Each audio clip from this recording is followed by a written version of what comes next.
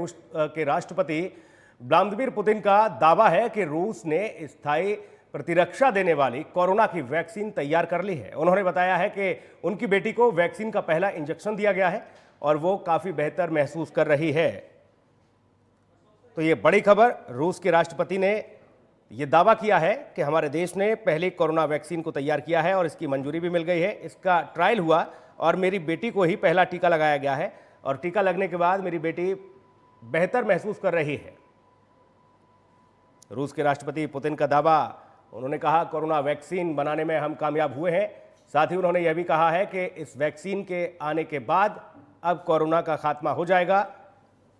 रूस पहला ऐसा देश जिसकी वैक्सीन को मंजूरी मिली और इसके टीके भी अब ह्यूमन ट्रायल के लिए शुरू हो चुके हैं और पुतिन की बेटी को ही पहला टीका दिया गया है।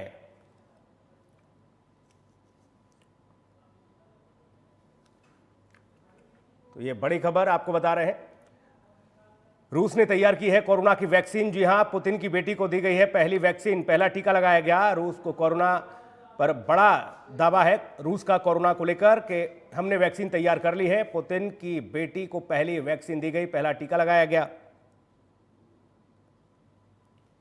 तो ये खबर, और इस खबर ने आपको बता दें कि एक बार फिर से लोगों के लिए एक नई उम्मीद की किरण जगाई है।